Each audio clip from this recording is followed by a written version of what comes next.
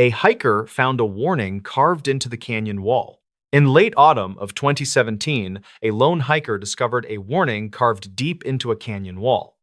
By the time investigators understood what it meant, several strange details from that day had already become impossible to explain. Ronan Hale was 34 years old and worked long night shifts as a freight supervisor at a regional distribution warehouse.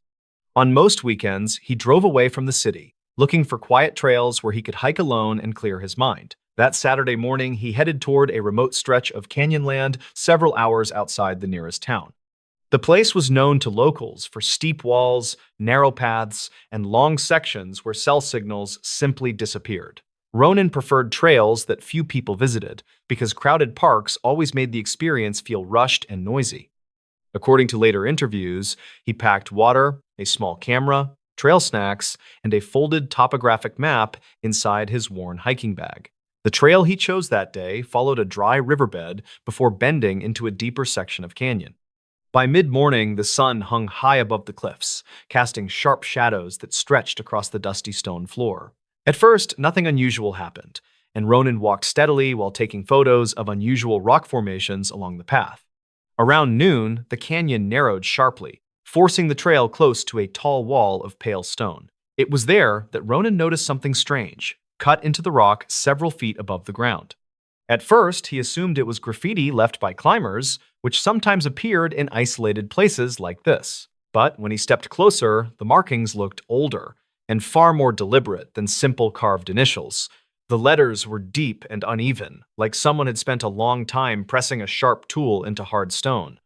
Ronan brushed dust away with his hand and read the words slowly, trying to understand what he was seeing. The message was short, only a single sentence carved into the canyon wall. It read, "Do not go farther. Turn back while you still can." At first, Ronan laughed quietly to himself, assuming the message was some kind of dramatic joke left by hikers. But something about the carving felt different, because the stone around the letters looked weathered and very old. The grooves held darker sediment that had settled over many seasons of rain and wind. It suggested the warning had been there much longer than the average trail marker or tourist graffiti. Ronan took several photos of the carving with his small camera before stepping back to examine the surrounding rock. There were no signatures, no dates, and no other markings nearby that explained who might have written the message. The trail continued deeper into the canyon, only a few yards past the carved warning. From where Ronan stood, the path curved slightly and disappeared behind a sharp bend in the stone walls. He checked his watch and considered turning around, mostly because the warning had unsettled him more than he expected. Still, curiosity pushed him forward, and the idea of a mysterious carving made the hike suddenly more interesting. Before continuing, Ronan scanned the ground carefully for footprints or signs of recent visitors passing through the narrow corridor. The dust looked mostly undisturbed, except for faint animal tracks weaving between scattered rocks along the canyon floor. No fresh boot prints appeared anywhere near the carved warning. That detail would later become one of the first things investigators wrote down in their notes. Ronan hesitated for another moment before lifting his camera again and recording a short video of the strange message. In the footage, his voice sounded calm, though later listeners noticed a hint of uncertainty in his tone. He quietly read the carved sentence aloud and joked that someone out there probably had a strange sense of humor. Then he turned the camera toward the trail ahead and began walking deeper into the canyon. For the next several minutes, the path remained silent, except for the steady sound of Ronan's boots against loose gravel. The canyon walls grew taller as he continued, blocking more sunlight and lowering the temperature noticeably. According to the timestamp on his camera footage, about 12 minutes passed after he left the carved warning behind. That was when Ronan stopped walking again and aimed the camera towards something farther ahead along the trail. At first, the video captured only stone and shadow, but then a shape slowly appeared near the base of the canyon wall. It looked like another carving, larger this time, etched into a darker section of rock several yards ahead. Ronan moved closer to read it clearly, unaware that the second message would soon make the first warning seem far less mysterious. Ronan Hale approached the darker section of stone with slow steps, holding the camera steady as he moved closer. The second carving was much larger than the first message he had discovered earlier along the narrow canyon trail. Unlike the first warning, this carving stretched across several feet of rock and looked hurried, almost desperate in appearance. The letters were uneven and deeper in some places, suggesting whoever carved them had worked quickly under pressure. Ronan stepped closer and wiped loose sand from the grooves with the side of his hand. The words slowly became clear as the dust fell away from the surface of the rock. The message read, "If you see this, someone ignored the first warning." For several seconds, Ronan said nothing, while the camera quietly recorded the carved sentence in sharp afternoon light. When he finally spoke, his voice sounded quieter than before, and the casual tone from earlier had disappeared. He muttered that the place suddenly felt less like a hiking trail and more like the beginning of a strange story. Still, he continued walking slowly toward the bend in the canyon where the path narrowed even further. Investigators would later review the camera footage many times while studying the sequence of events from that afternoon.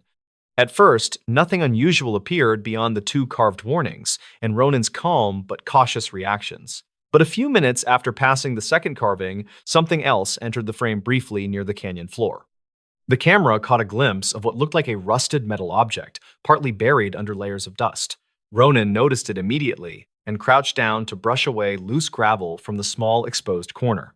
As he cleared more dirt, the shape slowly revealed itself as a narrow metal box. The box looked old and heavily weathered, with one side bent inward as if something heavy had struck it years earlier. Ronan turned the camera toward it while carefully lifting the lid, which opened with a dry scraping sound. Inside the box were several folded papers wrapped in a thin plastic sleeve that had yellowed with age. There was also a small flashlight and what appeared to be an old cassette tape. Ronan pulled the papers out first and unfolded them while kneeling in the dust beside the canyon wall. The camera footage shook slightly as he adjusted his position to read the faded writing. The pages contained handwritten notes filled with rough sketches of the canyon and short lines of hurried instructions. One sentence appeared several times across the pages, written in thicker ink than the rest. It said, "Stay out of the narrow passage after the second bend." Ronan glanced up toward the trail ahead, where the canyon curved sharply out of view about 30 yards away. That bend matched the rough drawing on the paper almost perfectly. Another page described strange sounds echoing through the canyon at night, though the details were incomplete and difficult to read. The final page contained a short message that seemed written in a rush. It read, "If we do not come back, warn anyone who finds this." For a moment, Ronan simply stared at the paper while the wind pushed loose sand along the canyon floor. The quiet surroundings suddenly felt heavier, as if the walls around him were closing in slowly. He folded the papers again and placed them back inside the plastic sleeve before returning them to the metal box. Then he stood up and looked once more toward the bend, farther down the trail. The sunlight barely reached that section of canyon now, leaving the path ahead covered in long shadows. From where he stood, the narrow passage looked darker than the rest of the trail behind him. Ronan hesitated while considering whether the warnings were part of an elaborate prank or something more serious. Eventually, curiosity won again, and he decided to walk a little farther just to see what lay beyond the bend. He lifted the camera and continued down the path while recording everything around him in steady silence. The canyon grew noticeably tighter as he approached the place marked on the old map inside the metal box. Then, just before reaching the bend, Ronan stopped suddenly. Something else had been carved into the stone at eye level along the right side of the canyon wall. But this carving looked very different from the earlier warnings. Instead of words, the stone showed several deep vertical marks lined closely beside each other. Each mark was nearly a foot long and cut much deeper than any of the messages Ronan had already seen. The camera moved closer as Ronan leaned toward the strange markings for a better look. That was when a faint sound echoed somewhere beyond the bend ahead. At first, it was so quiet the camera microphone barely captured it. But Ronan heard it clearly enough to freeze where he stood. It sounded like a single rock sliding slowly across stone somewhere deeper inside the canyon. Ronan Hale remained completely still after hearing the faint sound echo through the narrow canyon corridor. For several seconds, the camera recorded nothing but the quiet wind moving dust across the rocky ground. He slowly turned his head toward the bend ahead, listening carefully for any sign that something else was moving nearby. The canyon remained silent, though the long walls around him carried even the smallest sound surprisingly far. Ronan whispered that it was probably a small animal knocking loose stones somewhere deeper along the trail. Still, his voice sounded less certain than it had earlier during the hike. He took a few cautious steps toward the bend while holding the camera steady in front of him. The strange vertical markings in the rock remained visible behind him as the path curved out of sight. Those marks would later become one of the most discussed details once investigators reviewed the footage. Each line looked sharp and deliberate, though no tool marks could be clearly identified in the video. When Ronan reached the bend, he paused again and slowly angled the camera around the corner first. The narrow passage opened into a slightly wider section of canyon covered with scattered stones and fallen debris. Nothing moved inside the open space at first glance. The ground looked uneven and sloped gently downward toward another darker corridor farther ahead. Ronan stepped forward carefully and continued recording as he walked into the wider clearing between the canyon walls. A few seconds later, the camera tilted suddenly toward the ground. Part of a human boot appeared in the dust several feet away near the base of the opposite wall.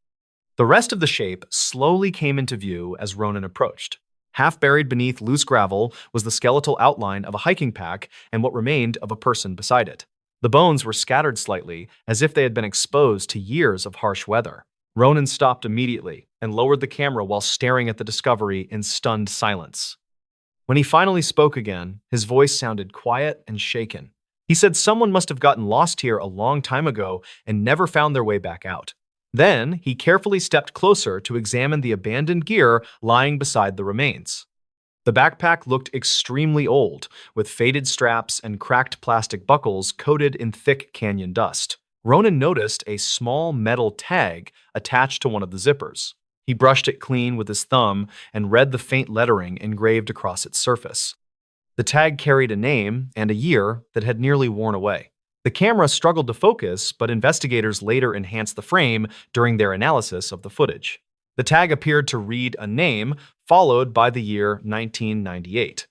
That discovery matched the age of the rusted metal box Ronan had found earlier along the trail. It also matched the style of handwriting on the warning notes stored inside the plastic sleeve. For a moment, Ronan looked back toward the direction he had come from earlier that afternoon. The narrow bend now seemed much farther away than it had only minutes before. Then, another sound echoed faintly through the canyon behind him. This time, the noise was clearer than before and lasted slightly longer. It sounded like several small stones sliding down rock somewhere along the path Ronan had already walked. The camera shifted as he turned quickly toward the sound. The trail behind him remained empty, but dust drifted slowly in the air near the bend as if something had just moved through the passage. Ronan stared in that direction for several long seconds without speaking. Finally, he backed away from the skeletal remains and began walking toward the bend again. His footsteps grew faster as he returned along the narrow trail that led back toward the carved warnings. The camera footage shook more with each step as he moved through the tight canyon corridor. When Ronan reached the second carved message, he paused only briefly before continuing toward the first warning. The sunlight near the entrance of the canyon now appeared brighter than before. The last clear video clip ended as Ronan approached the original carved sentence in the canyon wall. The camera pointed directly at the words, telling hikers to turn back while they still could. The recording stopped abruptly a few seconds later. No further footage was found on the camera. Ronan Hale returned home later that evening and reported the discovery to local authorities the next morning. Search teams later recovered the remains inside the canyon and confirmed the person had died many years earlier. Investigators concluded the warnings were likely carved by members of an earlier hiking group searching for their missing friend. The metal box and written notes appeared to have been left as a final attempt to warn others. But one detail from Ronan's footage was never fully explained by those investigators. The drifting dust near the canyon bend suggested something had moved there moments before he looked back. Ronan himself later admitted he never returned to that trail again. He said the warnings had done exactly what they were meant to do. They made sure the next person who found them chose to leave.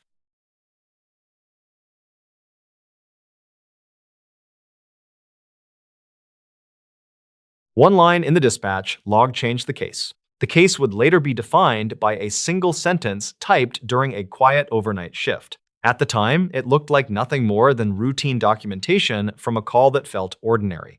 The call came in just after 12:30 in the morning, when the county usually went silent. Maribel Crane had been a dispatcher for nearly 13 years, and she trusted patterns more than instincts. Most serious emergencies announced themselves clearly, with panic, noise, and urgency spilling through the line. This call did not. The man who called sounded winded but controlled, like someone trying to sound calm on purpose.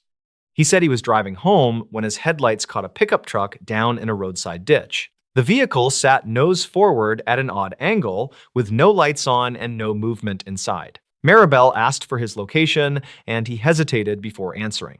He gave a mile marker, then corrected himself, then mentioned a service road nearby. She typed carefully, noting the changes without commenting on them. He said he walked up to the truck and looked through the driver's window. There was blood on the steering wheel, dark and dried in places.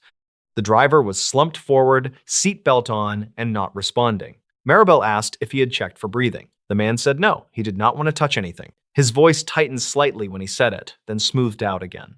She dispatched a patrol unit and volunteer medics, classifying the call as a single vehicle accident. As she worked through the checklist, she kept listening to the background noise on the line. There was wind, distant traffic, and nothing else. Just before hanging up, the man added something she had not asked about. He said the crash must have happened hours earlier because nobody else was around. MrBallen paused, her fingers hovering over the keyboard. She asked him why he thought the crash was old. The man hesitated, then said the truck just looked like it had been there a while. That answer felt thin, but not thin enough to challenge. MrBallen asked one more question, keeping her tone neutral. She asked if the engine felt cold.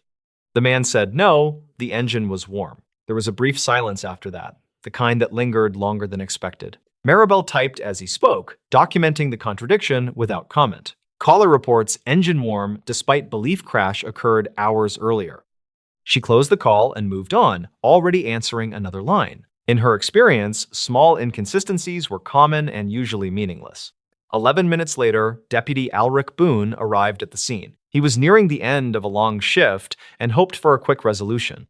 What he saw matched the report closely enough to satisfy him. The driver was identified as Roland Ives, age 46, a local mechanic. He was slumped forward in the seat with a visible head wound near his hairline. There were no skid marks, no broken signs, and no debris scattered across the road. The medic confirmed death at the scene, estimating it had occurred sometime earlier. With no obvious signs of foul play, the incident was logged as non-suspicious.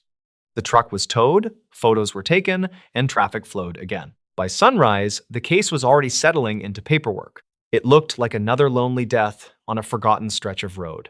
No witnesses, no clear cause, and no reason to look twice. MrBallen returned for her next shift that night and barely remembered the call. The dispatch log remained unchanged, one line sitting quietly among dozens of others. 2 days later, that line would be read again, and nothing would be routine after that. 2 days after the crash, the file reached an investigator who did not trust summaries. Halden Pierce was 51, methodical, and known for rereading what others skimmed once. He believed most mistakes lived in margins, timestamps, and sentences people assumed were harmless. He read the report front to back, then opened the dispatch log. That was where he stopped. The line about the warm engine did not fit the timeline at all. If the crash happened hours earlier, the engine should have been cold. If the engine was warm, then the crash was recent or the truck was run afterward. Either option meant the initial conclusion was wrong. Halden requested the tow yard intake notes before doing anything else. The operator had written that the hood felt warm when he hooked the truck. He also noted the radio was playing a local station that signed off overnight. That detail mattered. The station stopped broadcasting just after midnight. If the radio was still on, the truck had been running not long before discovery. Halden pulled traffic camera footage from the nearest working intersection. It was miles away, grainy, and rarely useful, but he checked anyway. He found a pickup matching the truck passing through 20 minutes before the call. That erased the idea of a crash sitting unnoticed for hours. Someone had either been mistaken or someone had lied. Halden reclassified the case and requested the original caller information. The name was Keaton Rule, age 32, a local delivery driver. His record included minor theft and a previous false report years earlier. Halden brought Keaton in for a follow-up interview. Keaton appeared cooperative, but his answers drifted under pressure. He repeated the story, then adjusted small details without noticing. He said he was driving home, then later said he was heading out. He said the truck looked abandoned, then said he could see fresh blood. When asked about the engine, he avoided eye contact. Halden asked him directly why he believed the crash was old. Keaton said it was just a feeling, nothing specific. That answer did not survive silence. Phone records placed Keaton near the area earlier that night. They also showed his emergency call came from several miles away. That explained why nobody saw him at the scene. While Halden waited on more records, the autopsy report arrived. The medical examiner noted blunt force trauma inconsistent with a steering wheel impact. The wound suggested a heavy object, delivered with force from close range. Halden visited Roland Ives' garage the same afternoon. The place was orderly, with tools aligned and labeled. One space on the wall was empty, the outline of a tire iron visible in dust. Oil stains on the floor showed a recent vehicle movement. The pattern suggested the truck had been driven after an abrupt stop. It looked less like an accident and more like cleanup. Halden brought Keaton back in for a second interview. This time, the tone changed. Halden laid out the timeline slowly, one piece at a time. The warm engine, the radio station, the camera footage, the missing tool. Keaton listened, nodding, breathing shallow, saying nothing. When Halden finished, he slid the dispatch log across the table. He pointed to the single line typed by a dispatcher he had never met. Halden asked Keaton if the engine was warm because he had just shut it off. Keaton swallowed hard and stared at the table. He did not answer. The room stayed quiet longer than most people could tolerate. When Keaton finally looked up, his face had changed, and Halden knew the case was about to break open. Keaton broke the silence by asking for water, then pushed the cup away without drinking. His shoulders slumped, as if he had been holding himself upright by force alone. When he finally spoke, his voice was lower and steadier than Halden expected. He said he knew Roland and that they had known each other for years. They had worked together briefly at a repair shop before money ruined the friendship. Roland had accused him of stealing tools, and the argument never fully died. On the night of the crash, Keaton went to Roland's garage to confront him. He claimed he only wanted to talk, but the discussion turned heated quickly. Words turned into shouting, and shouting turned into something neither planned. Keaton said Roland grabbed a tire iron from the wall, not to swing it, but to threaten him. Keaton reacted without thinking, striking first and harder than he realized. Roland fell backward, hit his head, and did not get back up. Keaton said he panicked when he realized Roland was not moving. He checked for breathing, found none, and felt the weight of what he had done. Instead of calling for help, he made a decision he thought would save him. He dragged Roland into the truck, buckled him in, and wiped down the garage floor. He drove the truck out to the highway, choosing a spot he thought looked accidental. He eased it into the ditch, careful not to leave skid marks. He left the engine running longer than intended, then shut it off and walked away. After driving several miles, he called emergency services and pretended to discover the crash. He believed distance would erase connection and time would erase doubt. What he did not consider was habit. He did not consider a dispatcher trained to document contradictions without judgment. He did not consider how machines recorded things people forgot. The confession aligned cleanly with the evidence already gathered. Phone records, camera footage, tool placement, and injury patterns matched his account. The case moved quickly once the story stopped changing. Keaton was charged with manslaughter and evidence tampering. He accepted a plea agreement months later, avoiding trial and a longer sentence. The final paperwork was sealed, and the case faded from public attention. Maribel Crane learned about the outcome through an internal bulletin. Her name was not mentioned, and her note was not highlighted. To her, it was just another closed call from years earlier. She continued working nights, answering phones, and typing details others overlooked. She never asked what happened to the cases that passed through her hands. She only believed that accuracy mattered even when nobody seemed to notice. Halden Pierce retired several years later. When asked about cases that stayed with him, he mentioned this one quietly. He said the truth often hides inside sentences people rush past. The crash was never what it appeared to be. It was not solved by a dramatic discovery or a single bold move. It was solved because one line did not match the story it belonged to. Long after the files were archived, that line remained unchanged. A simple observation typed during a quiet shift. One line in the dispatch log that changed the case.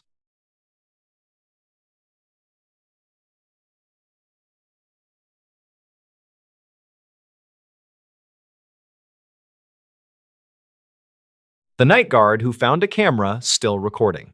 The camera had been recording for nearly 7 hours when the night guard finally noticed the small red light. By the time anyone reviewed the footage, investigators would say the recording explained almost everything that happened that night.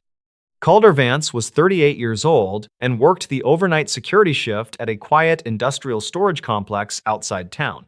The job mostly involved slow patrols through empty corridors while forklifts and shipping crates slept under dim warehouse lighting. Calder preferred the silence because it made the hours pass easily without supervisors asking questions or coworkers starting pointless conversations. The storage complex belonged to a logistics company that handled overflow inventory from several regional retailers during busy shipping seasons. Most units held sealed pallets of furniture or boxed electronics waiting for transport trucks scheduled during the early morning hours. On that particular Thursday night, the facility felt unusually still, even compared with the normal quiet Calder experienced every shift. The weather outside had turned cold and dry, which caused the metal siding along the warehouses to creak softly. Calder completed his first patrol just after 1 in the morning and returned to the security office near the loading docks. Inside the office, he watched the row of surveillance monitors that displayed every hallway, gate entrance, and warehouse aisle. Nothing moved on any screen except the occasional flicker of fluorescent lights reflecting off polished concrete floors. About 20 minutes later, Calder noticed something strange on one of the interior camera feeds from Warehouse 4. The image showed a small portable camera resting on top of a wooden crate near the center aisle. At first, Calder assumed a worker from the previous shift had accidentally left personal equipment behind during evening inventory checks. The strange part was the blinking red recording light that flashed steadily toward the ceiling above the crate. Calder leaned closer to the monitor because portable cameras were not allowed anywhere inside the storage complex. Company policy prohibited photography due to confidential inventory contracts with several private retail partners across the region. Calder rewound the feed a few minutes through the digital recording system, expecting to see someone placing the device. Instead, the footage showed the camera sitting on the crate exactly the same way for hours. The system log confirmed the camera first appeared shortly before 7 that evening during the final hour of daytime operations. No employee report mentioned filming or photography inside Warehouse 4 during the shift change earlier that night. Calder grabbed a flashlight and radio before leaving the office to investigate the strange object himself. The walk across the dark loading dock felt longer than usual as cold air drifted through the large delivery doors. When Calder reached the metal entrance to Warehouse 4, he noticed the door was already unlocked. That detail alone was unusual because the night protocol required every interior warehouse door to remain locked after 10. Calder pushed the door open slowly and stepped into the wide storage space filled with stacked crates and silent forklifts. The only light came from overhead fixtures that cast long shadows between aisles of wrapped pallets. About 30 yards ahead, Calder could see the small camera sitting exactly where the monitor showed. Its red recording light blinked steadily in the quiet warehouse as if waiting for someone to finally notice it. Calder approached cautiously because something about the scene felt staged rather than accidental. He lifted the camera carefully from the crate and noticed the lens pointed directly toward the warehouse entrance behind him. Calder frowned and spoke quietly into his radio, asking if anyone from management authorized recording equipment inside the building. The dispatcher answered after a moment and said no filming permits had been issued for the property that night.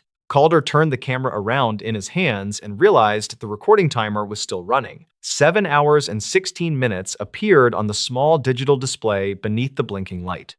That meant the device started filming long before Calder arrived for his overnight shift. He considered shutting the camera off, but curiosity stopped him for a moment longer. Calder pressed the playback button to review the beginning of the footage while standing beside the crate. The screen flickered once before showing the same warehouse aisle earlier that evening. For several minutes, nothing happened in the recording except workers finishing their final tasks before leaving the building. Then, the camera view suddenly shifted as someone stepped into frame and placed the device on the crate. The person wore a dark hooded jacket that hid most facial details from the camera lens.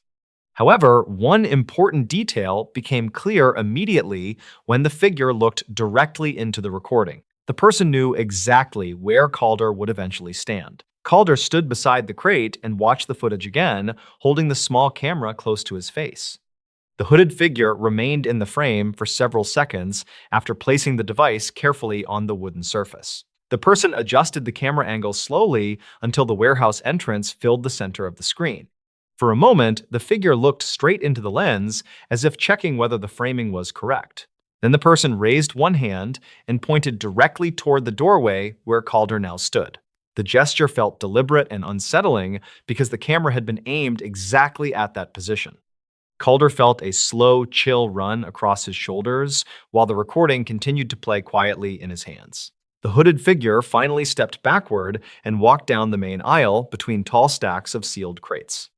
Within seconds, the person disappeared into the darker section near the rear loading doors. For several hours, nothing happened on the recording except silent warehouse lights flickering above empty concrete floors. Calder tapped the fast-forward button until movement appeared again near the far end of the building. The timestamp now showed 11:43 in the evening, according to the digital display on screen. A rear-loading door opened slowly, and a man stepped inside carrying a dark duffel bag over one shoulder. The man moved carefully along the aisle while glancing behind him several times. Calder leaned closer to the screen when the stranger finally crossed in front of the camera lens. Under the overhead lighting, his face became visible for a brief but clear moment. Calder immediately recognized the man as Darian Salt, a part-time forklift operator from the afternoon crew. Darian normally finished work around 6 in the evening and never stayed inside the complex after shift hours. The recording showed Darian placing the duffel bag on the floor beside the crate holding the camera. He began opening several sealed cartons stacked nearby, each one filled with newly delivered electronic tablets. Darian worked quickly while pulling the expensive devices from the boxes and sliding them into the duffel bag. Every few seconds, he paused and looked toward the warehouse entrance as if listening for approaching footsteps. The camera captured everything clearly from its position on top of the crate. Within 10 minutes, the duffel bag was already half full with stolen tablets removed from several cartons. Darian resealed the boxes carefully and pushed them back into place among the surrounding pallets. The recording continued as he lifted the heavy bag and prepared to leave the warehouse the same way he entered. Just before walking away, Darian noticed something that stopped him suddenly in the center aisle. His eyes moved slowly toward the small camera, resting only a few feet away. For the first time, he seemed to notice the blinking red recording light. Darian stepped closer and leaned down toward the lens with a confused expression on his face. Calder watched the screen closely as Darian studied the device in silence for several seconds. The man looked around the empty warehouse once more before focusing on the camera again. Then he leaned closer to the microphone and whispered something quietly that the recording barely captured. Calder raised the small camera closer to his ear and replayed the final seconds of the recording several times.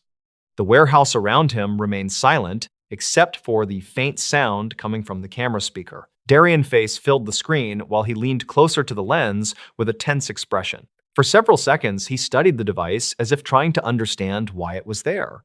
Then he looked directly into the lens and whispered a short sentence toward the microphone. The audio sounded weak and distorted, but the words slowly became clear after Calder replayed the clip again. Darian said, "Someone already knows you will watch this." After speaking those words, he lifted the duffel bag from the floor and stepped away from the crate. The recording showed him walking quickly down the aisle toward the rear loading doors. Within seconds, he disappeared through the doorway and the warehouse became empty again.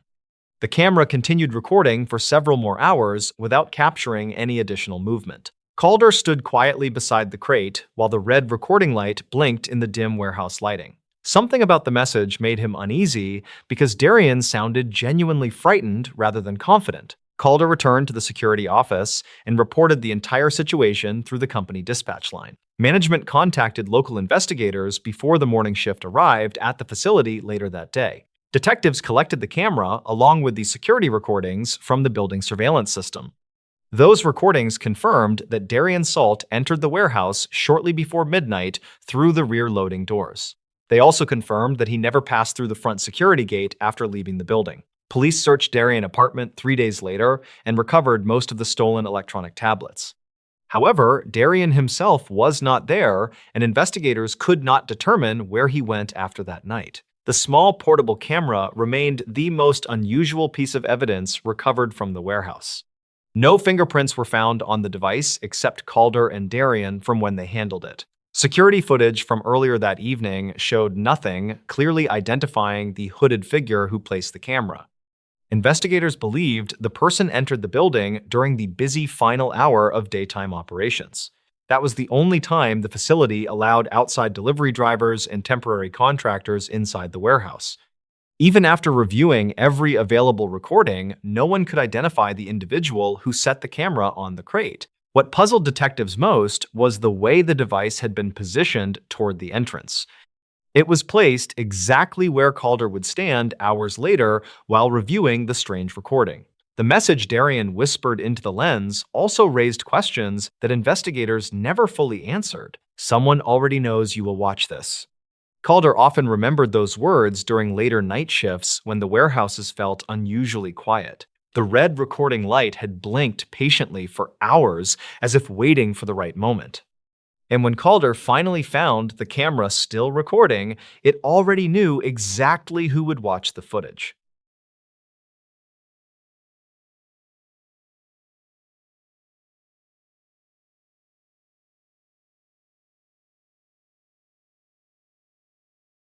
An unheard voicemail surfaced after the building closed. A voicemail was recorded on a night that appeared ordinary in every measurable way. It contained nothing that triggered an alarm, nothing that interrupted routine, and nothing that demanded attention at the time. The message remained unheard, stored quietly in a system designed to remember even when people did not. Marcus Hale was 47 years old and had worked as a night supervisor for the Municipal Records Office for nearly 13 years. The building handled permits, archived correspondence, and decades of public documentation. During the day, it was crowded and noisy. At night, it felt hollow, reduced to lights, timers, and mechanical sounds. Marcus preferred the late shift. His work followed a strict checklist that rarely changed. He locked offices, monitored the alarm panel, reviewed camera feeds, and checked the voicemail system used for after-hours calls. He believed consistency prevented mistakes, and he trusted systems that behaved the same way every night. In early autumn of 2013, Marcus arrived just after 7 in the evening. The sky was already dark, and the lobby lights reflected against the glass entrance. He signed in, placed his jacket on the back of the chair, and reviewed the handover notes left by the day staff. No late meetings were scheduled, no maintenance crews were expected. The building was cleared by 6, as it had been for years. By 8 o'clock, the building settled into its nighttime state. Hallway lights dimmed automatically, motion sensors armed themselves, and the heating system cycled with a low, steady hum. Marcus completed his first patrol, checking locked offices, stairwells, and emergency exits. When he returned to the security desk, he performed his first voicemail check. The system displayed no missed calls. The indicator light was dark. Marcus logged the check and moved on. Most nights, the voicemail system received nothing. Occasionally, a caller left a wrong number message or an automated reminder. Marcus listened to them, documented them, and deleted them before morning. Around 9:30, a faint noise echoed through the stairwell. It sounded like a door shifting or a handrail vibrating briefly. Marcus paused, waited, then continued. Older buildings made sounds that carried unpredictably. At 10:48, one exterior door sensor briefly flickered on the alarm panel, then returned to green. Marcus checked the corresponding camera feed. The image showed the sidewalk outside, empty except for a passing reflection from a car's headlights. He logged the event as a false trigger. Shortly after 11, Marcus returned to the desk and began reviewing paperwork. The camera feeds cycled slowly across the monitors. The voicemail console remained unchanged. At 11:12, the after-hours phone line received a call. The system answered automatically after 4 rings and began recording. Due to the age of the interface, the visual indicator failed to activate immediately. This delay was documented in technical notes but rarely encountered in practice. The voicemail recorded for just under a minute. No alert sounded, no light illuminated. Marcus remained unaware.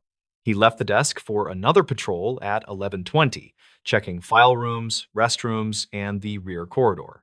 When he returned, the voicemail indicator was still dark. Just before midnight, Marcus checked the voicemail system again. The menu displayed no new messages. He logged the check without hesitation. The remainder of the night passed quietly. No alarms triggered, no doors opened. The building stayed still. Before dawn, Marcus completed his final patrol and returned to the desk. He performed one last voicemail check, confirming once again that no new messages were listed. Satisfied, he completed his log and prepared to leave. 2 weeks later, the municipal office permanently closed. Operations moved to a newer facility, and the old building entered decommissioning. Phones, servers, and recording systems were disconnected and boxed for storage. Marcus assisted briefly but did not review archived voicemail files. There was no reason to believe anything had been recorded. The building lights were turned off, the doors locked, and access revoked. At that moment, the voicemail still existed. It had been recorded correctly, stored properly, and overlooked completely. No one had listened to it. No one knew it was there. After the municipal records office closed, the building did not immediately disappear from use. For several months, it remained locked but powered down only partially, awaiting final clearance. Eventually, its systems were shut off, documented, and prepared for long-term storage. Phones, servers, and data recording units were cataloged and transferred to a climate-controlled warehouse operated by the city's Information Services Department. The voicemail system from the building was included as part of a bulk archive.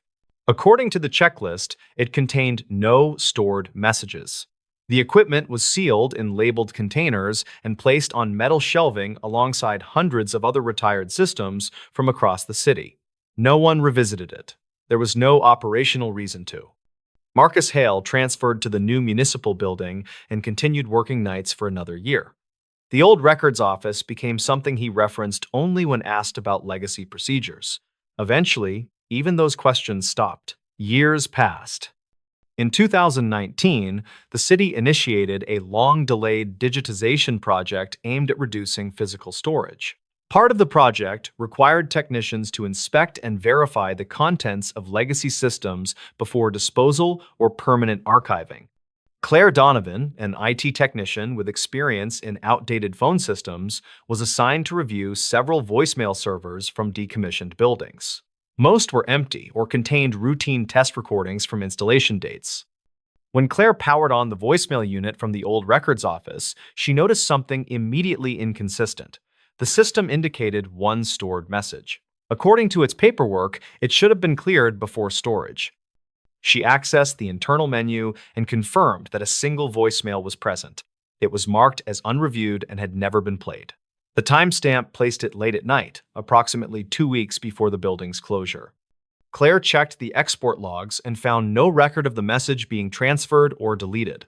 That suggested the voicemail had been recorded correctly but missed during routine checks. Following protocol, Claire paused her work and documented the anomaly. She flagged the unit and informed her supervisor, who instructed her not to access the message yet. The recording was preserved and copied to a secure digital format. The next step involved cross-referencing the voicemail timestamp with archived building records. Security logs were retrieved and scanned. The night supervisor listed on duty during the recording was Marcus Hale. Marcus was contacted and asked to review the scanned logs from that period. He recognized his own handwriting immediately.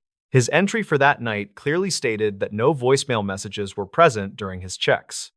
He explained the routine he followed and mentioned the occasional delay with the indicator light, though he had rarely encountered it. He had checked the system multiple times that night and again before leaving. The investigators noted that the voicemail system's software version had a documented flaw involving delayed indexing of new messages. Under specific conditions, a recording could fail to appear in the message list until the system was refreshed. That explanation accounted for the technical failure, but not the timing. The call had been placed during a period when the building was officially closed and nearly empty. No exterior door access logs showed authorized entry during that window. Camera footage from that night no longer existed. The voicemail, preserved but unheard, now represented the only remaining trace of activity from that moment. Because of policy constraints, the message was not played immediately. Approval was required to determine whether it contained sensitive or legally relevant information. By the time authorization was granted, the building had been closed for years. Whatever the voicemail referred to, it belonged to a context that no longer existed.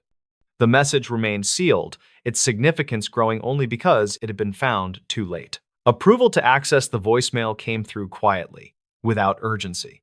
By the time it did, the message had already existed for more than 6 years, preserved in storage and referenced only by timestamps and case numbers. Claire Donovan was present when the file was finally opened.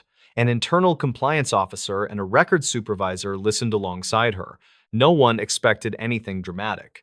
The assumption was that the voicemail would be incomplete, accidental, or irrelevant. The recording began with several seconds of background noise. The sound quality was poor, consistent with an older phone system. A low hum filled the line, followed by a voice that spoke carefully, as if unsure whether anyone was listening. The caller identified the building by name. They mentioned being inside and not finding anyone at the desk. The tone was calm but strained, controlled in a way that suggested effort. The caller stated that a door had locked behind them and that they had been waiting for some time. They said they did not want to trigger an alarm and assumed someone would return shortly. The message ended without a request for a callback, only a statement that they would try again later. The voicemail stopped. No sounds of distress followed. No abrupt ending, just silence.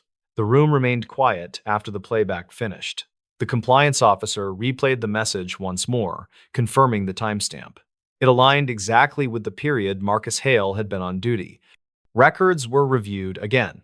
No interior alarms had been triggered that night, no emergency calls were placed from the building, no incident reports existed. Investigators concluded that the caller likely exited the building on their own or contacted someone through another means.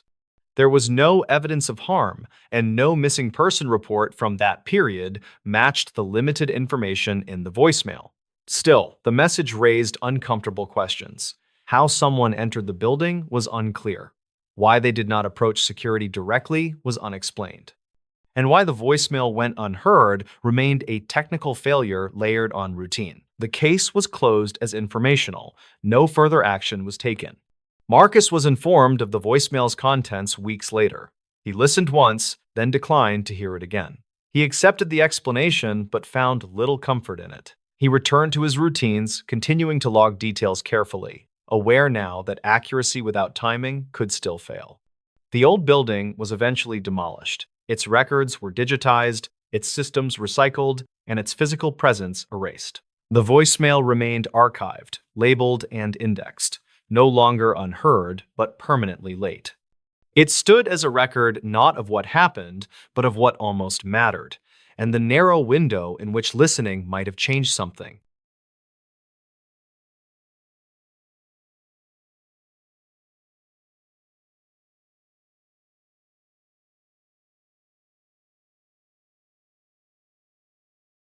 The bridge locals avoided, but never explained why.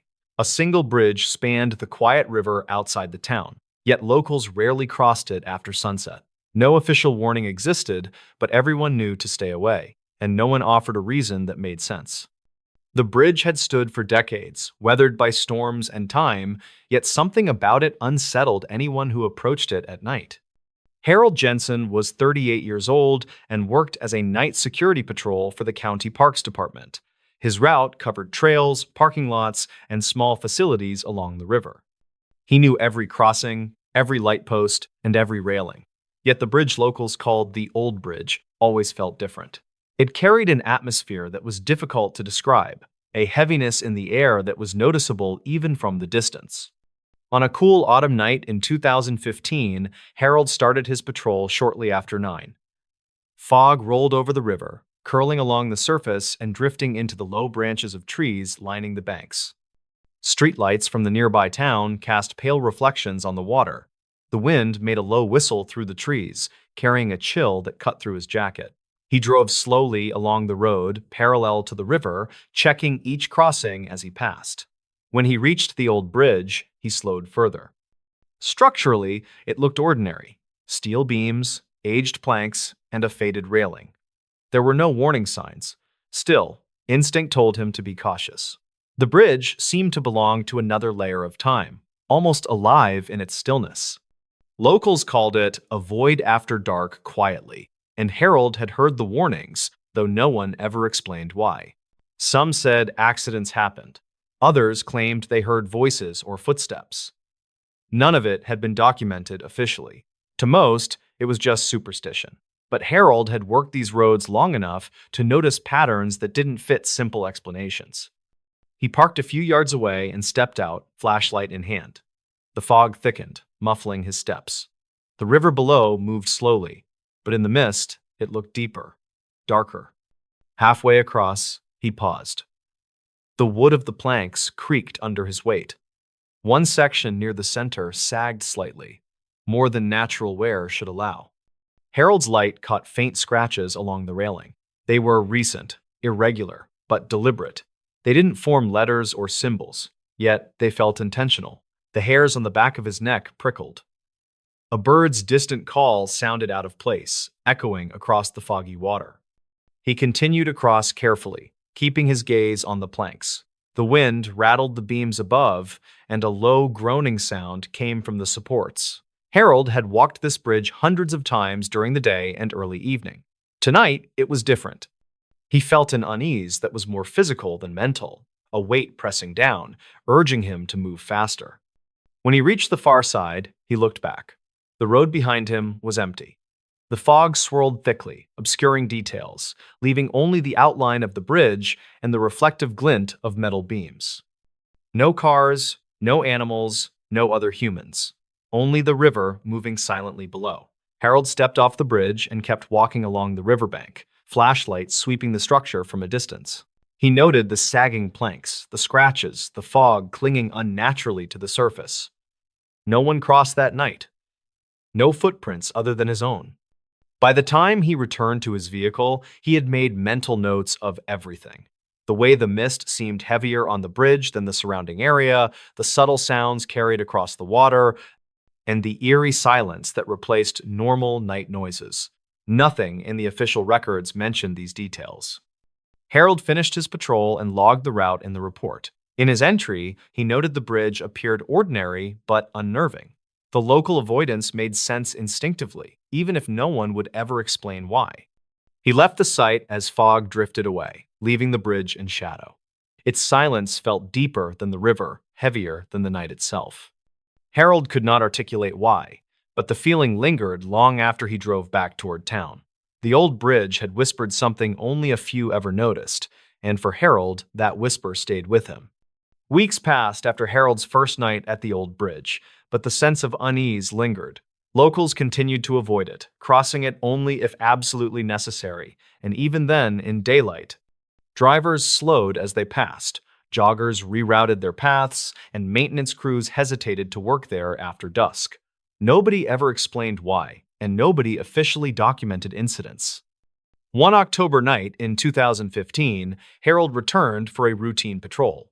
A thin fog rolled across the river, thickening in patches along the banks. The air felt heavier than usual, and the quiet of the night was punctuated only by the distant hum of a streetlight and the occasional rustle of tree branches. He drove slowly along the road leading to the bridge, keeping his eyes on the water and the low fog that obscured the far side. As he approached, his headlights revealed subtle changes from his previous visit. Scratches had appeared along the wooden railing, irregular and deeper than before. The sag in the center planks seemed slightly more pronounced, as if weight had been applied in the dark. No camera recorded any traffic or pedestrian activity, yet the physical evidence suggested something had crossed recently. Harold parked a few yards away and stepped out, flashlight in hand. The wind carried a low groaning from the steel supports, and the fog wrapped around the bridge like a living thing. He could almost feel it moving with him as he advanced. Each plank creaked underfoot, and the beam of his flashlight caught glints of moisture along the scratched metal railings. The bridge appeared empty, yet it demanded attention in a way no official report could justify. Halfway across, Harold paused. A faint pattern of depressions on the planks suggested footsteps that were not his own, not matching his shoe size or stride. He shone the flashlight back and forth.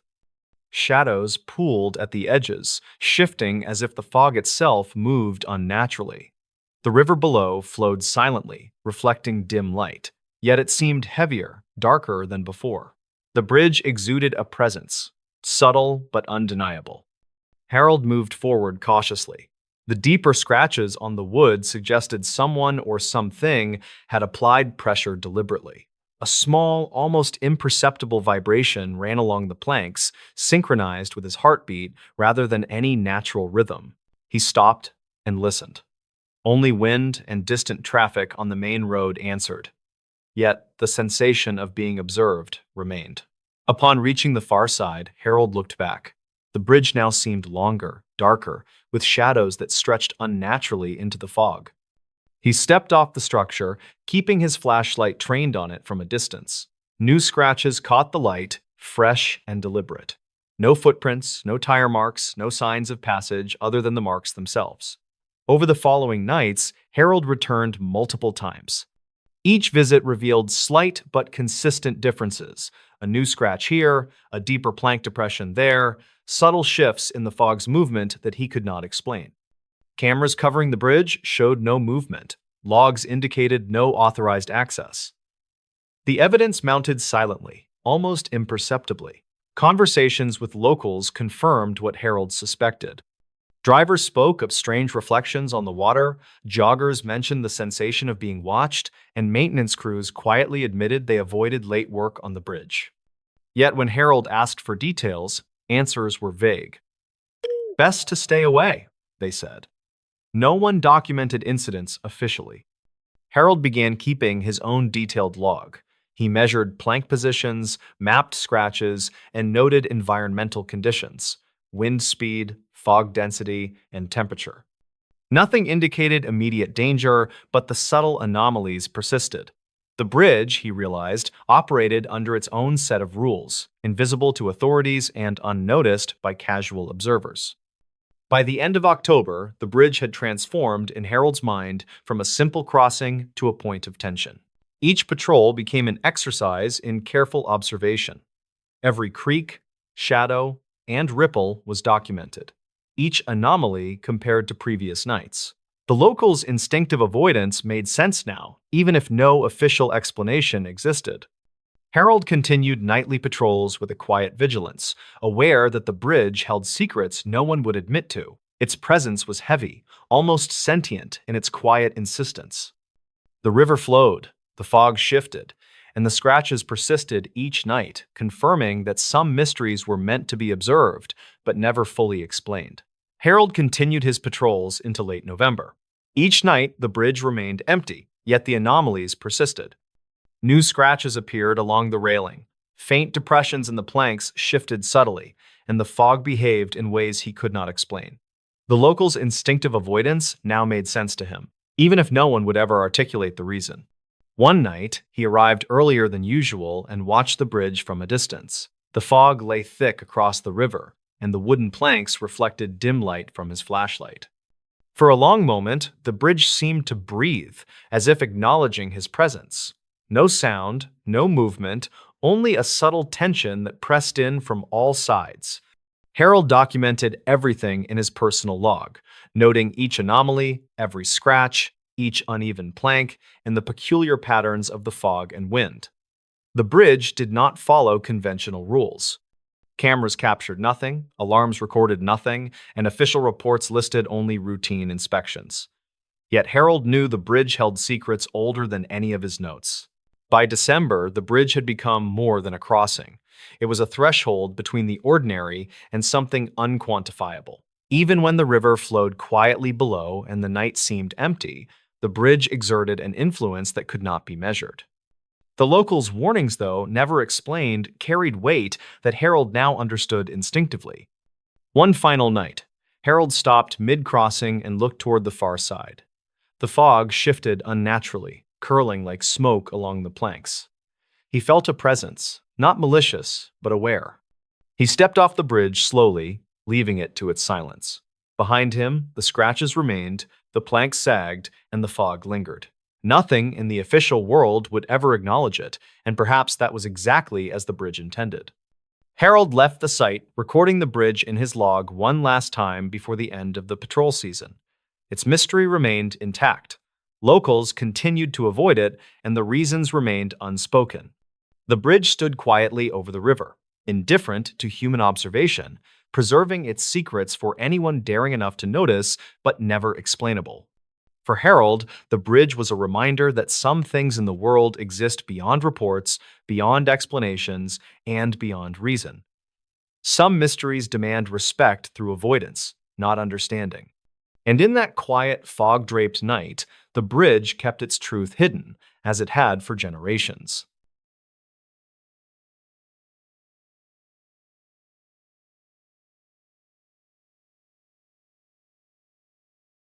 A ranger station hid one final recording. The ranger station sat on the fringe of the forest, isolated and small, its weathered wood and metal roof blending into the shadows of the towering trees. For years, locals and hikers alike had whispered about it quietly, noting its presence without offering explanations. Some avoided it entirely after sunset.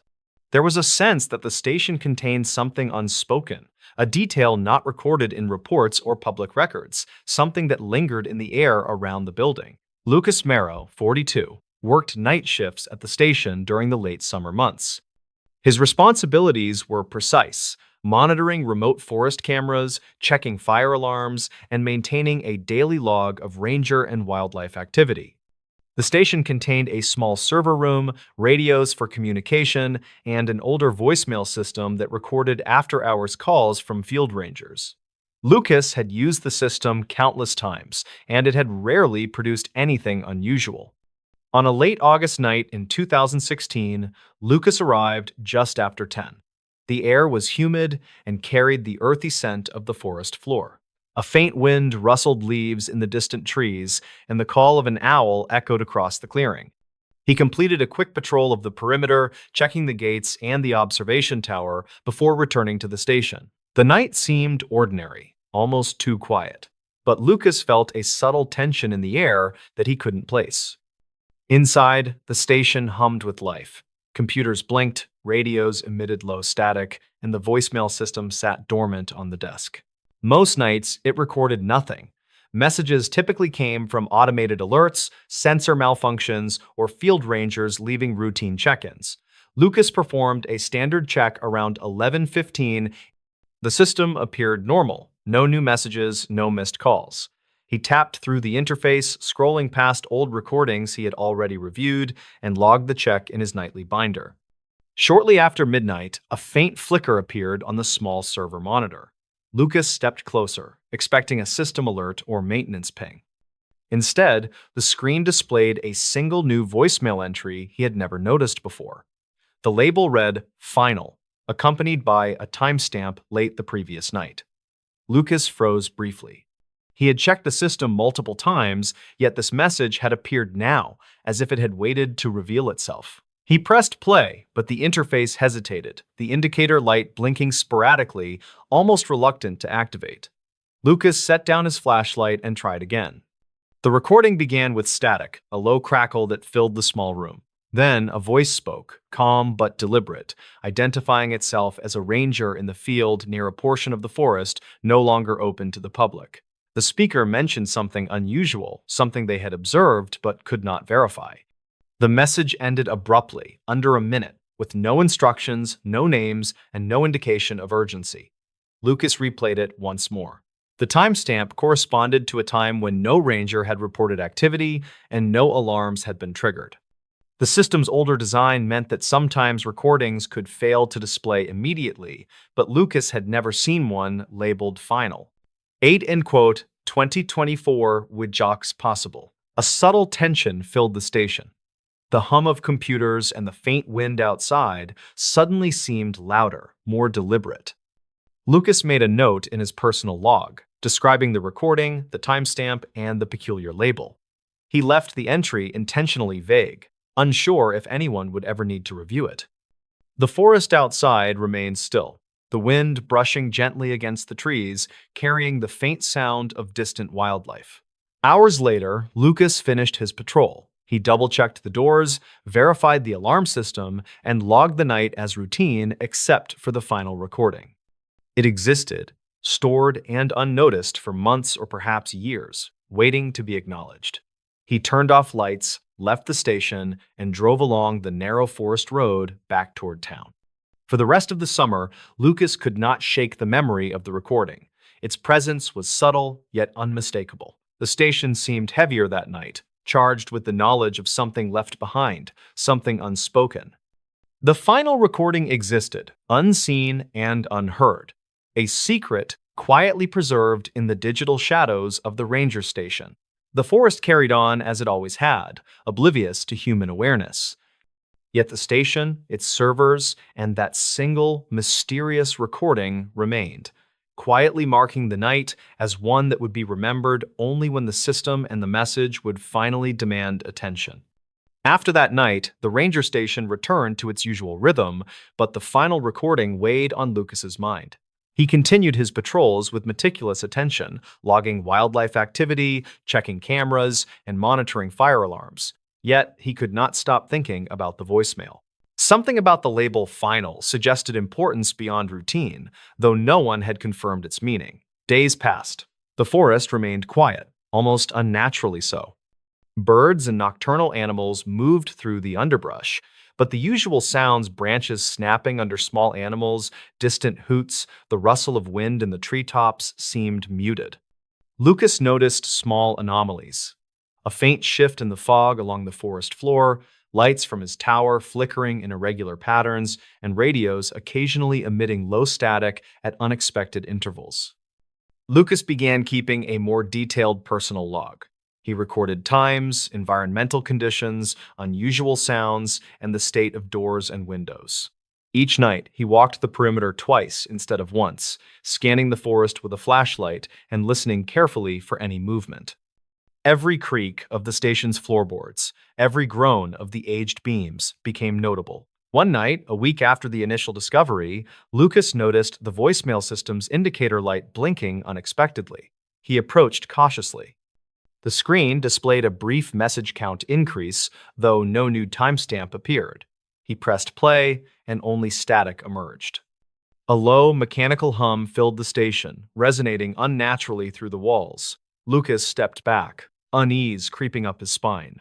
The system should not have recorded anything further. Another night, while checking the observation tower, Lucas glimpsed a shadow moving along the forest edge near a closed trail. The movement was deliberate, smooth, yet too indistinct to identify. No cameras captured it, and by the time he descended, the shadow had vanished. His logs noted only the time and general location, proof of nothing, yet proof of something he could not explain. As the weeks continued, the forest itself seemed to react to his presence. Fog rolled heavier across the trees than usual. Sounds of distant wildlife appeared delayed or muffled. Lucas could not determine whether the anomalies were environmental, mechanical, or something else entirely. The final recording had shifted his perception of the station, making him hyper-aware of details previously ignored. Staff rotations occasionally brought other rangers to the station. They noticed nothing out of the ordinary, dismissing minor anomalies as quirks of the old building or the forest. Lucas, however, continued his night logs meticulously, documenting subtle irregularities, flickering lights, displaced equipment, small scratches on the desk, even the sensation of being watched in empty rooms. By the end of the month, the station itself felt alive in ways he could not rationalize. The final recording, though unheard in its entirety, had established a new baseline of attention. Every noise, shadow, or change in temperature became significant, each anomaly compared against his notes from previous nights. Through these weeks, Lucas learned that the station held secrets beyond the capabilities of its equipment or personnel. The voicemail, simple in function yet enigmatic in appearance, had altered the perception of the space. Something unseen had begun to assert its presence, subtle yet unmistakable. Each patrol, each observation confirmed the same truth. The forest and the ranger station were no longer ordinary. The final recording, waiting in the voicemail system, remained a silent marker of events beyond explanation, a tether to something hidden that would not be revealed until its time came. Weeks later, after the station had settled into its usual rhythm and Lucas continued his nightly patrols, the final recording was finally authorized for playback. The city's forest management office required verification before any sensitive information could be accessed. Lucas sat alone in the small station office as the system began streaming the audio. The static was thick at first, but then a voice emerged, low, calm, precise. The speaker identified themselves as a field ranger near a remote section of the forest, an area long restricted to public access. The voice described seeing something unusual: shadows that moved independently of the trees, shapes that seemed to pause midair before vanishing, and sounds that had no source. The speaker reported their observations carefully, avoiding speculation, emphasizing that no alarms had triggered and that no other rangers were nearby. The message ended abruptly. No one returned calls, no follow-up instructions were recorded, and the final word simply stated that the caller would monitor and report later. The recording's brevity left more questions than answers, yet its presence confirmed that the forest had concealed events long unseen. Lucas replayed the message once more, noting the timestamp. It aligned perfectly with the nights he had observed subtle anomalies: flickering lights, shadows along the edge of the forest, unexplained noises inside the station. The final recording had existed as a silent witness to events that nobody else would have confirmed. The station remained quiet afterward, yet its atmosphere felt altered. Lucas realized that he had been observing the forest through a lens shaped by a message recorded but unheard for years. The voice in the recording had anchored his observations, giving context to subtle irregularities that would otherwise have been dismissed. No immediate action followed. The Forest Management Office filed the recording as informational, noting its unusual nature but recognizing that verification was impossible. The station's logs remained intact and the nightly patrols continued. For Lucas, the final recording represented a tether between what was seen, what was reported, and what had been hidden in plain sight. The forest and the station held their secrets, preserved across years, waiting for someone to notice. As he stepped outside that night, the trees swayed gently in the wind, shadows pooling along the perimeter. The station remained still, the voicemail system silent. The final recording had been heard, yet it offered no closure, only a quiet acknowledgement that some events were meant to exist beyond explanation, observed but never fully understood. The forest carried on, indifferent to human presence, and the ranger station kept its final secret: a single message marking the intersection of vigilance, curiosity, and the unknown. Lucas left for the night, aware that some mysteries were preserved not to be solved, but to remind him of the quiet power of what lies hidden.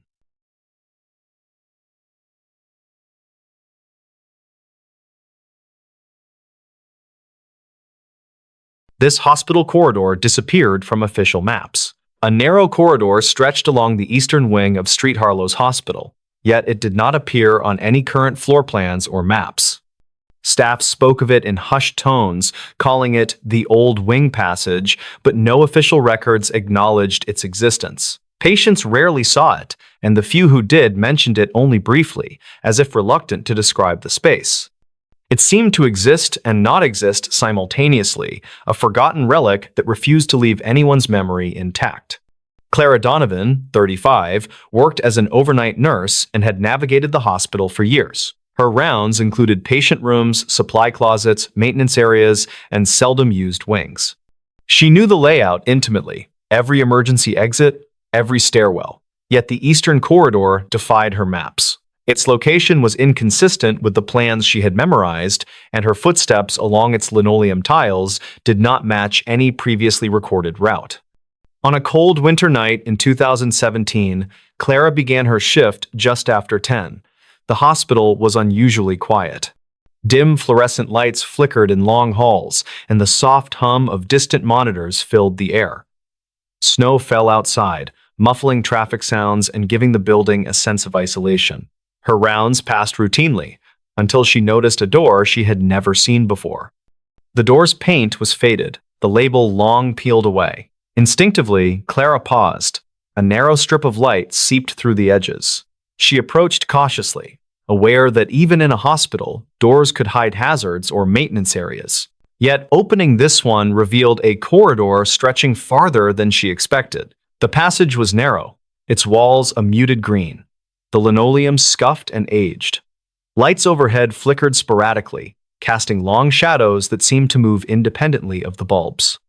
The air carried the faint antiseptic smell of the hospital mixed with a musty undertone, like the corridor had been sealed for years. She moved forward carefully, noting doors leading to small rooms, none of which appeared in her mental map or the digital layout.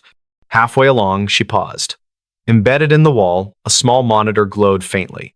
Its design was outdated, mismatched with hospital equipment. The screen displayed static with occasional bursts of indecipherable text. Clara tapped it lightly. It did not respond. She frowned, her unease growing. This section of the hospital should not have been accessible. Yet, here it was, open and real. The corridor's length seemed unnatural. Doors she passed earlier appeared farther behind her than she remembered, as if the passage had stretched. The flickering lights cast shadows that shifted unnaturally along the walls. Clara could feel a subtle tension pressing against her, as though the corridor itself was aware of her presence. At the far end, she encountered a solid wall. There was no exit, no continuation to another wing or stairwell. She turned back slowly, her flashlight scanning the way she had come. The shadows lingered. The faint hum of electricity sounded oddly distorted, and the musty antiseptic smell remained stronger than it should have been. She retraced her steps to the main hall, her heartbeat steady but conscious of the corridor's strangeness. When she emerged, the hospital appeared unchanged. No staff had seen her, no security cameras recorded this section, and official records contained no mention of the passage. In her log, she hesitated, leaving only a vague note about a previously undocumented corridor, unsure if anyone would ever need to review it. For the rest of her shift, Clara's mind returned repeatedly to the corridor. It had been real, yet absent from maps and memory. Something about it defied explanation. She continued her rounds with a heightened sense of awareness, noting every detail: the flickering lights, the narrow walls, the irregular doors, and the faint hum that did not belong elsewhere in the building. The corridor remained behind closed doors. Its existence was tangible, yet invisible to all official systems. For Clara, it became a question of whether it was an overlooked architectural remnant, a sealed renovation, or something entirely different, a corridor that existed only when observed, then slipped back into absence, hidden from maps and memory alike. The hospital remained quiet, the corridors long and empty. Yet Clara knew that this corridor, disappearing from all official records, would not be forgotten by her. It had left a mark, a subtle tension, a lingering sense of unease, and a mystery she could neither explain nor ignore. After that night, the corridor remained absent from all official maps, yet Clara could not forget it. Over the next several shifts, she returned to that eastern wing, curious and cautious. Each visit revealed subtle differences. The tiles sometimes appeared more worn than before, or the shadows along the walls stretched in unexpected ways. The lights flickered more erratically, and the faint hum she had noticed initially seemed louder, almost like a vibration she could feel in her chest. One evening, a janitor, Peter, entered the wing unexpectedly. He was supposed to be cleaning another section, but had wandered near the corridor. Clara called out softly, "Peter, be careful. That section isn't on the maps." He laughed nervously. "I've been here 100 times. There's nothing to it, just old maintenance space." Clara frowned. "It's more than that. The corridor, it doesn't behave like the rest of the hospital. Look at the doors. None of these rooms exist on the digital layout." Peter shrugged. "Old wiring, maybe. Probably a sealed renovation. Nothing to worry about." Despite his reassurances, Clara felt unease deepen. The corridor seemed alive in subtle ways. Floorboards shifted imperceptibly under her steps. Shadows pooled in corners where light shouldn't reach, and a faint draft carried scents that did not belong: musty, antiseptic, old paper, and something unidentifiable. Over the following nights, Clara began documenting anomalies. She recorded times when lights flickered, doors that appeared slightly ajar despite being locked, and equipment that seemed displaced when she returned from rounds. Each observation matched no known cause. Cameras covering nearby hallways never captured these events, and maintenance logs remained empty.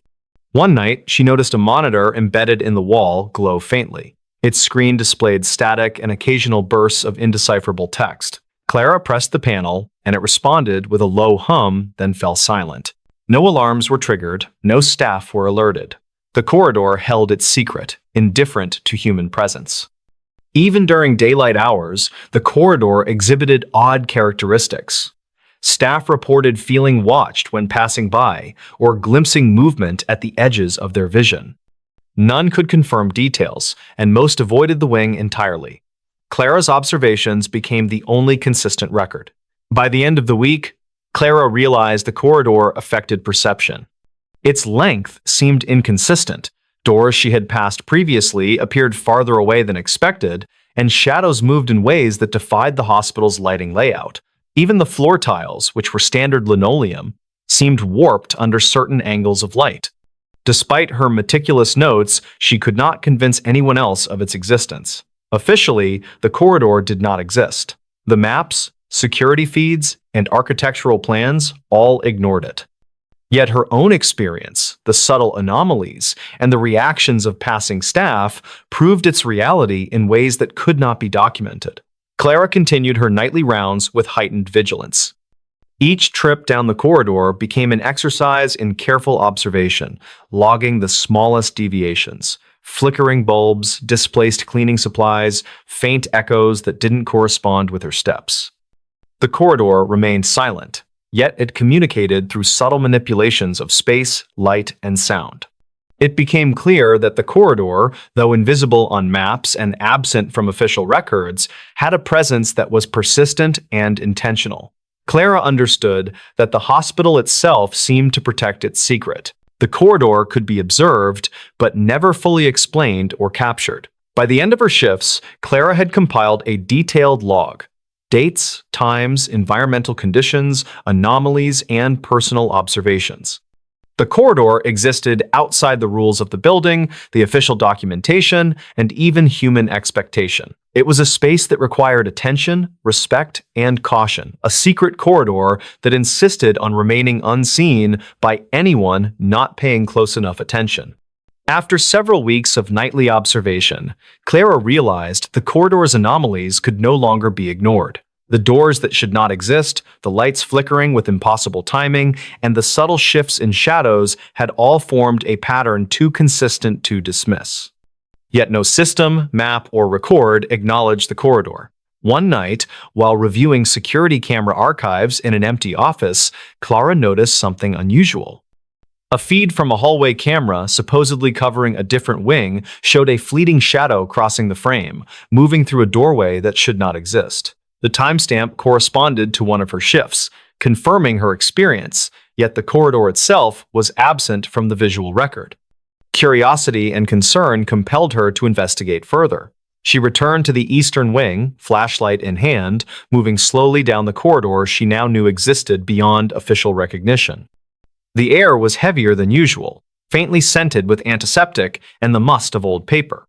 Each step echoed unusually, as though the corridor itself absorbed sound selectively. Halfway along, she noticed a small alcove she had not seen before. Inside was an old recorder, a compact device blinking faintly as if waiting. A label, nearly faded, read, "Staff only, do not delete." Clara's hands trembled slightly as she pressed play.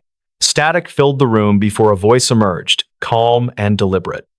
It described events within the corridor, footsteps that moved without origin, lights that flickered independent of power, and shadows that did not belong to anyone present. The voice emphasized that attempts to capture the phenomenon with cameras or sensors had failed, noting that the corridor itself seemed to resist documentation. The recording ended abruptly, leaving a moment of silence heavier than any ambient noise Clara had heard that night.